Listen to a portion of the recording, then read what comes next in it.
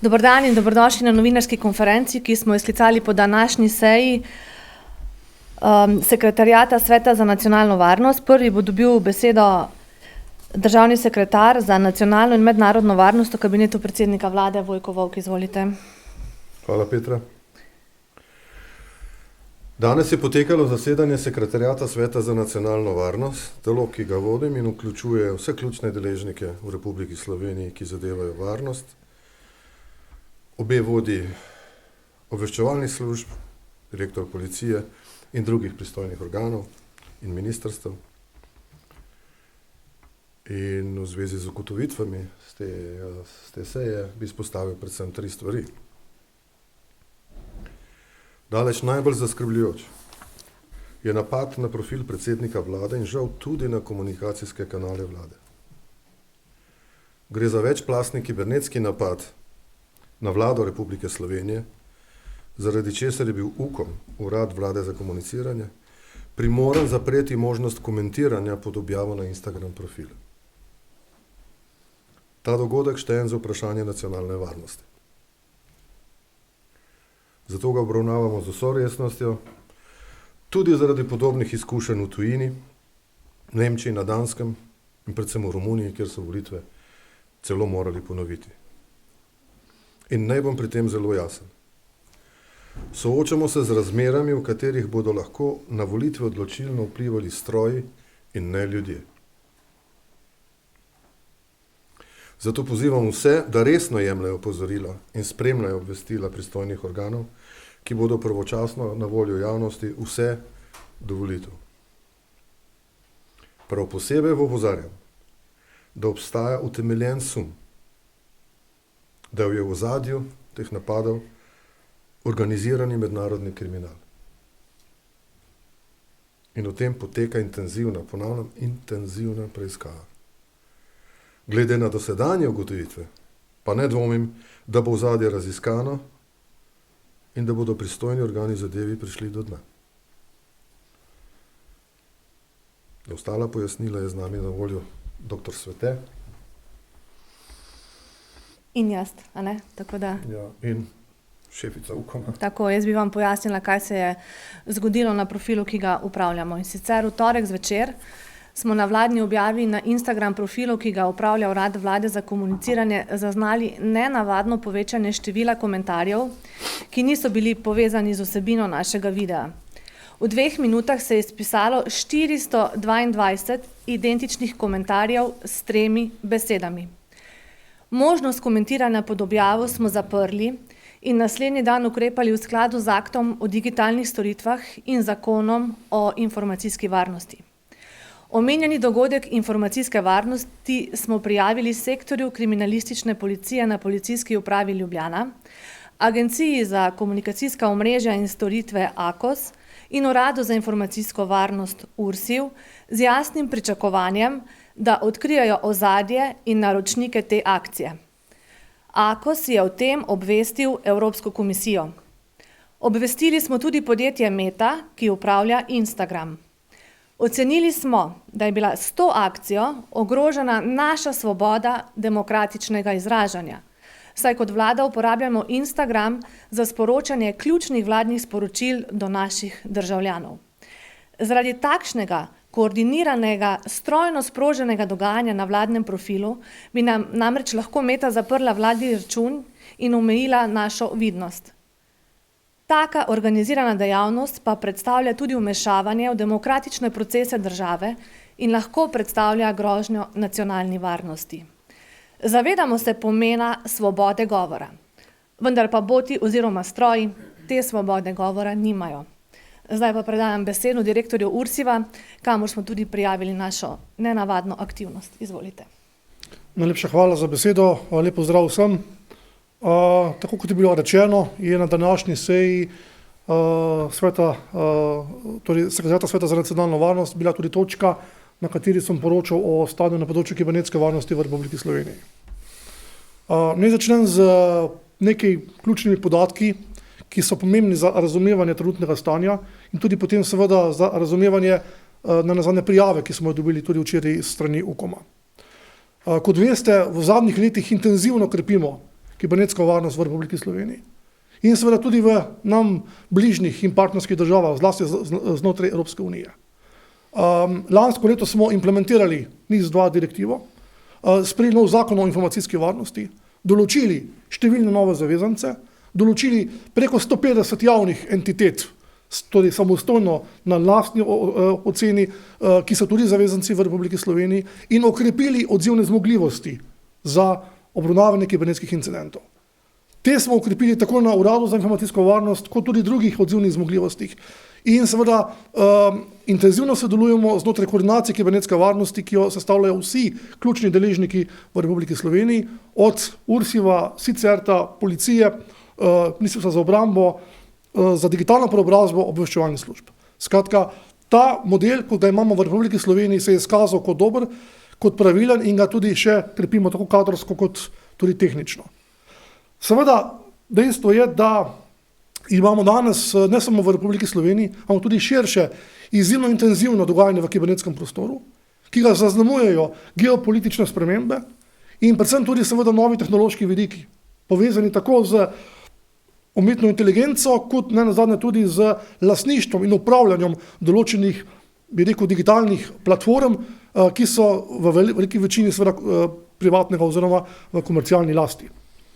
Kar se tiče seveda samega stanja in ogrožanja, mi intenzivno to spremljamo, objavljamo stanje v Republiki Sloveniji, v tem trenutku je še vedno stanje srednje, torej srednja ocena ogroženosti, seveda pa tudi jasno sodelujemo z drugimi državami in izmenjujemo podatke. Še posebej naj omenim, da imamo močno vpetost v Evropski uniji znotraj skupin CSIRT in znotraj organov, ki se ukvarjajo s kibernetskimi krizami. In tukaj naj povem, da se kot zelo velika, torej veliko tveganje in dinamičen čas pojavljajo seveda volilna obdobja. Ne samo pri nas, tudi v drugih državah. Imeli smo primere Nemčije, Danske, Romunije, ki so imeli intenzivne kibernetske incidente, vključno seveda z dezinformacijskimi kampanjami in zlorabami algoritmov. Vse te informacije imamo tudi mi na voljo zaradi našega partnerskega sodelovanja s temi državami. Zato smo tudi v Republiki Sloveniji kot urad, ki je pristojen za koordiniranje kibernetske varnosti, pravočasno štartali s pripravami vseh deležnikov in tudi seveda opozorili stranke in ostale, torej vse udeležence, aktivne udeležence, da naj bodo pazljivi na kibernetsko in informacijsko varnost. Ta navodila smo objavili tudi na naši spletni strani oziroma na družbenih omrežjih. Seveda je dejstvo, da, kot rečeno, izhajamo iz tega, da so glavne grožnje kibernetske varnosti tiste, ki se usmerjajo v zaupnost, v integriteto in v dostopnost informacij. Karkoli od tega je ogroženo v tej triadi, seveda smatramo kot kibernetski incident. Mi smo kot organ pravzaprav dobili že kar nekaj tovrstnih prijav. Zadnja, ki je bila prijavljena, se pravi, je bila strani Urada za komuniciranje, ki je zavezanec po zakonu in seveda sodi v sektor, torej v javni sektor in za njega in za vse ostale v javnem sektorju skrbi pod narekovaji Urad za informacijsko varnost. Torej, kot je bilo že rečeno, obvestili so nas o tem, kar je govorila direktorica. Schema tukaj kaže pravzaprav na to razsežnost te kampanje, ki jo v tem trenutku še skupaj z pristojnimi organi obravnavamo. Tukaj so pa seveda bazni zapisi seveda o teh o računih, ki so to vrstno komuniciranje izvajali. Jasno je, da kibernetski incident v tem primeru raziskujemo tudi z ostalimi partnerskimi službami, predvsem pa seveda tudi v sodelovanju tako s policijo, na katero je bilo tudi prijavljeno, kot tudi z družbo Meta, ki je lastnik seveda platforme Instagram. In moram povedati tudi to, da današnji čas, kakršnokoli atribucijo, ki bi dejansko imela tehnične podatke, onemogoča brez sodelovanja teh mednarodnih korporacij, ki so v resnici lastnice, bi rekel, samih omrežij. Kar se tiče samega primera, ki ga imamo tudi danes, je to seveda uradni profil Urada za komuniciranje, uradni vladni profil, torej Vlade Republike Slovenije, in ga kot takšnega smatramo kot del kibernetskega prostora, se pravi samega organa oziroma same Vlade Republike Slovenije. To ni domena gov.si, je račun gov.si na Instagramu, ki pa je uradni račun. In z tega zornega kota ga jemljamo isto resno, kot da bi bila seveda ogrožena naša infrastruktura v Republiki Sloveniji. Zdaj, kar se tiče samega incidenta, v tem trenutku, kot vidite, imamo določene prve informacije, vidimo, da ni šlo samo za enkratno povečanje sledilcev, ampak je šlo za aktivne komentarje. To je velika razlika, ker kot veste je možnost seveda z enkratnim povečanjem sledilcev si dvigniti reputacijo in ugled in to se počne zelo pogosto. Seveda je pa tukaj v tem primeru razlika ta, da so ti, bi rekel, boti aktivno komentirali oziroma se odzivali na samo novico.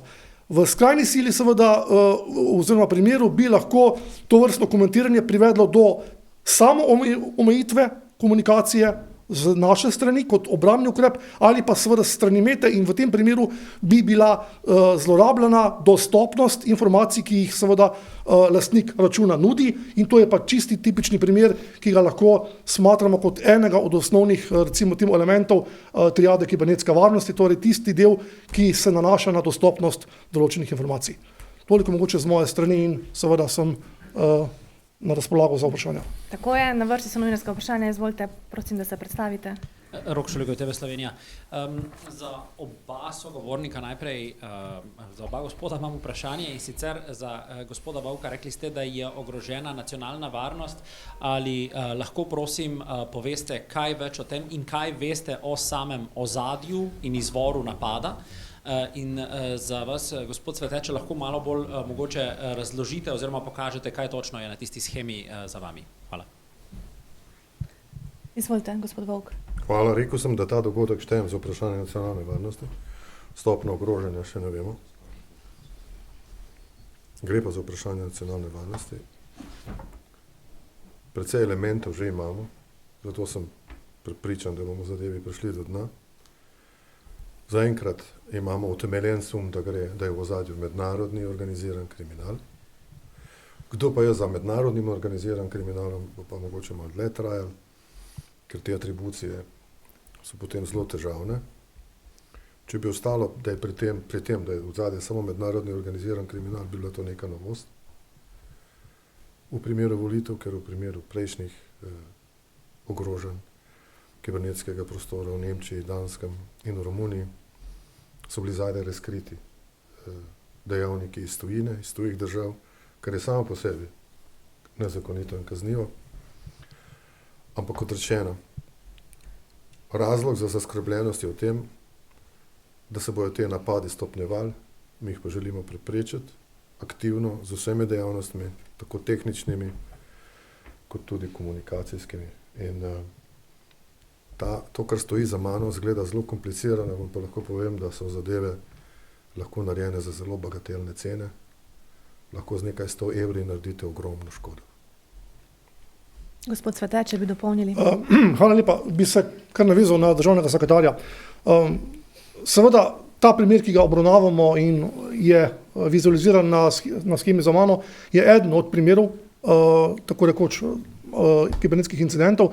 Naj povem tudi to, da v zadnjem obdobju zaznavamo izjemno naraščanje števila kibernetskih incidentov od tistih, ki se nanašajo na državljane, kar zelo lepo ponazorujejo statistike Sicerta. Za lansko leto lahko govorimo o več kot 6000 primerih.